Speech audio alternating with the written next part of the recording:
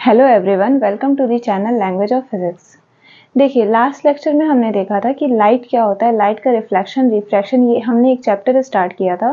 तो उसमें हमने देखा था कि लाइट क्या होता है, एक फॉर्म ऑफ एनर्जी है जो कि हमें कोई भी चीज़ें को देखने में हेल्प करती है, sensation to view the object.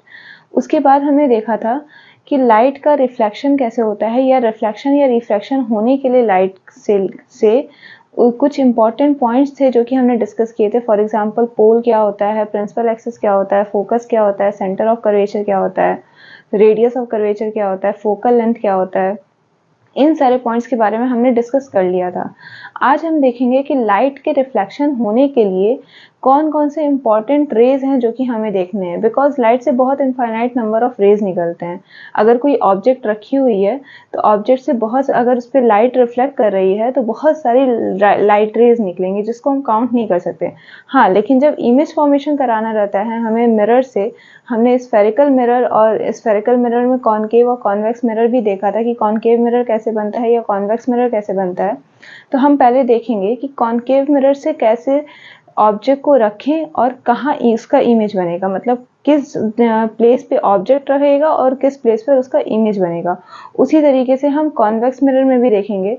तो मिलाकर आपका जो कॉनकेव मिरर से जो इमेज फॉर्मेशन होता है वो 6 इमेज फॉर्मेशन होता है एज पर्टिकुलर ऑब्जेक्ट। जैसे जैसे हम ऑब्जेक्ट को रखते जाएंगे उस हिसाब से 6 इमेज फॉर्मेशन हमें मिलते हैं, और फिर कॉन्वेक्स में 2 ही इमेज फॉर्मेशन मिलता है। तो उसी चीज़ को आज हम यहाँ पे कंटिन्यू करेंगे। अगर आपने लास्ट लेक्चर नहीं देखा है तो आप प्लीज़ उस लेक्चर को देख कर इस लेक्चर पे आइएगा, बिकॉज यहाँ पे कुछ पॉइंट्स जो कि हम डायरेक्टली यूज़ करेंगे वो आपको पता होना चाहिए, और वो पिछले लेक्चर में डिस्कस किया गया है। तो चलिए स्टार्ट करते हैं।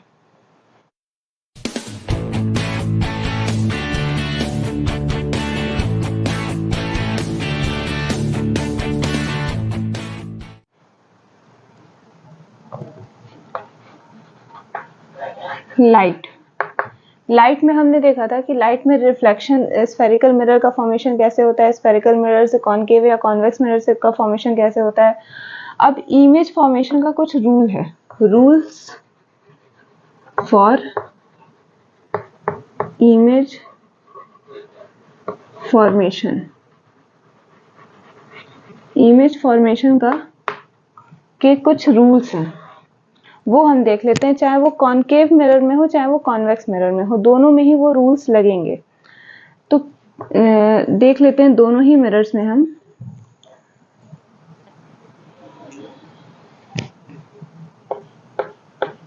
ये कौन सा मिरर था जिसका आउटर बल्ब सरफेस अगर पॉलिश्ड हो तो वो कौन सा मिरर बनता है, कॉनकेव मिरर बनता है ना।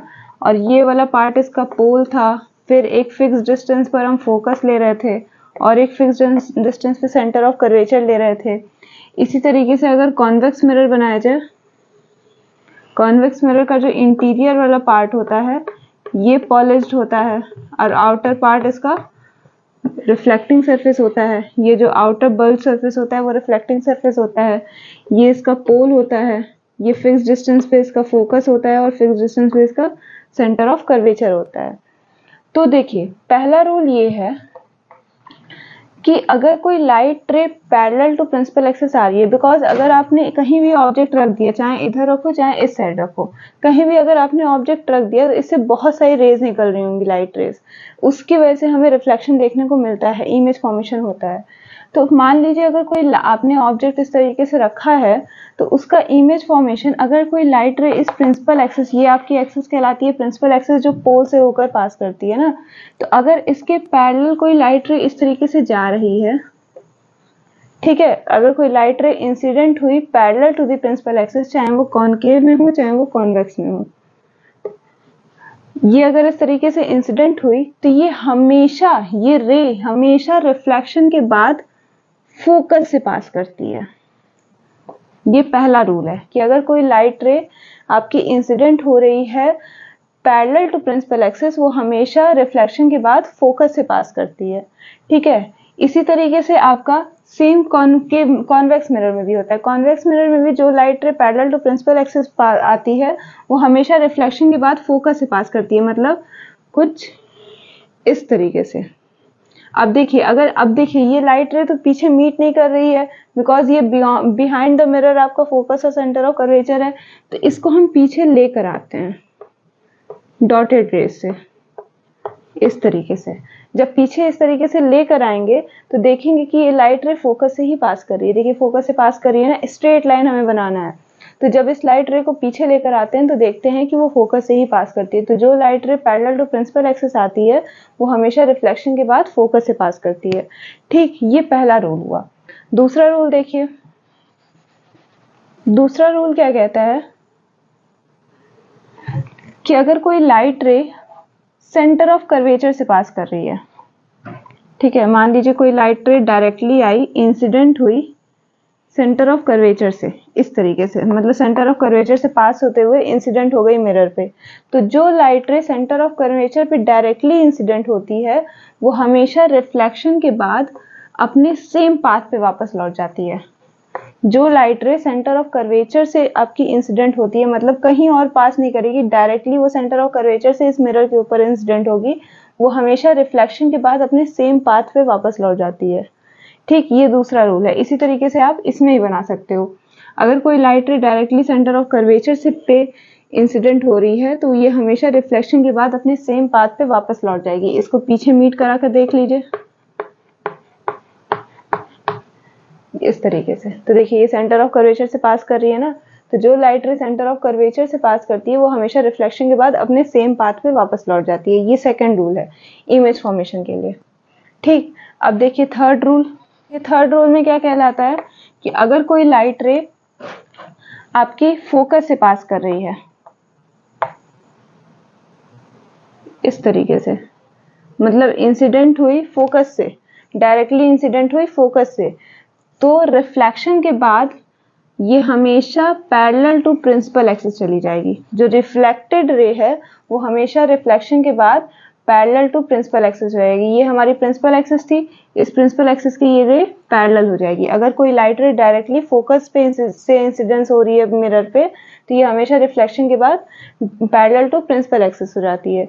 और उसी तरीके से इसमें देख लीजिए, अगर कोई लाइट रे डायरेक्टली आपके फोकस से पास करेगी इस तरीके से, इसको पीछे मीट करा कर देख लीजिएगा, ये फोकस पे ही मीट करेगा इस तरीके से। तो ये हमेशा रिफ्लेक्शन के बाद ये आपकी इंसिडेंट रे है। ये एरो बनाना कभी नहीं भूलिएगा, आपकी इंसिडेंट रे कौन सी है, रिफ्लेक्टेड रे कौन सी है, ये पता होनी चाहिए। और ये एरो से ही पता चलेगा कि आपने इस पे एरो ऐसे बनाया है, मतलब ये रे आपकी इंसिडेंट है और ये आपकी रिफ्लेक्टेड रे है। उसी तरीके से अगर ये आपकी रे इंसिडेंट है तो ये हमेशा रिफ्लेक्शन के बाद पैरेलल टू प्रिंसिपल एक्सिस हो जाती है। ये सेकंड रूल है, सॉरी थर्ड रूल है कि अगर कोई लाइट रे फोकस से पास पे इंसिडेंट होती है वो हमेशा रिफ्लेक्शन के बाद पैरेलल टू प्रिंसिपल एक्सिस हो जाती है, चाहे कॉन्वेक्स में बनाइए चाहे कॉनकेव में बनाइए।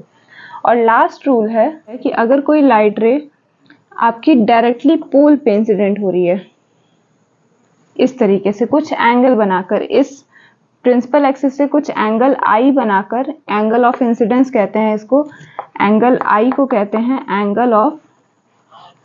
Angle of incidence.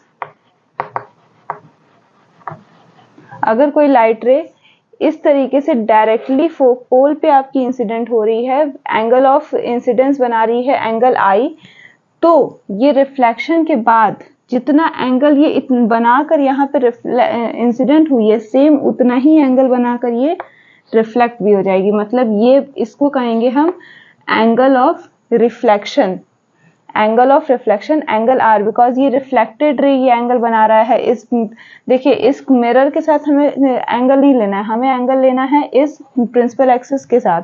तो प्रिंसिपल एक्सिस के साथ ये एंगल आर बनाएगा, ये रिफ्लेक्टेड रे है तो ये एंगल आर बना रहा है। तो यहाँ पर जो एंगल आई होगा वो एंगल आर के बराबर होगा। ठीक, तो angle of incidence, angle of reflection, ये एंगल आर जो है, एंगल आर, इसको कहते हैं angle of reflection, angle of reflection.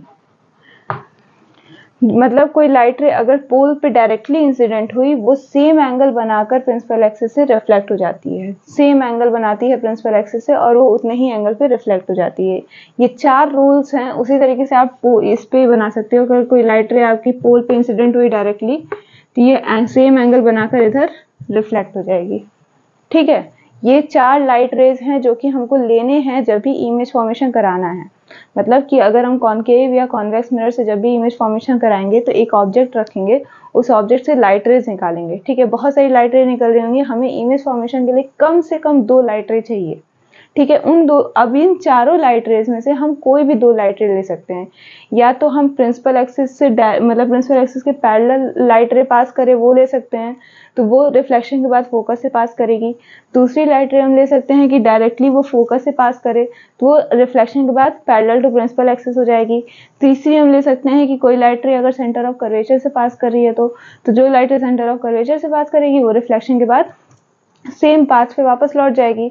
और चौथा हम ले सकते हैं कि वो कोई लाइट रे डायरेक्टली पोल से पास कर रही है तो वह सेम एंगल बनाकर वापस रिफ्लेक्ट हो जाएगी। तो ये 4 रेज हम में से हम कोई भी 2 रे कंसिडर कर सकते हैं इमेज फॉर्मेशन के लिए, कॉनकेव या कॉन्वेक्स से। ठीक है, तो अब इसका इमेज फॉर्मेशन हम देखेंगे नेक्स्ट वीडियो में। Thank you so much for watching.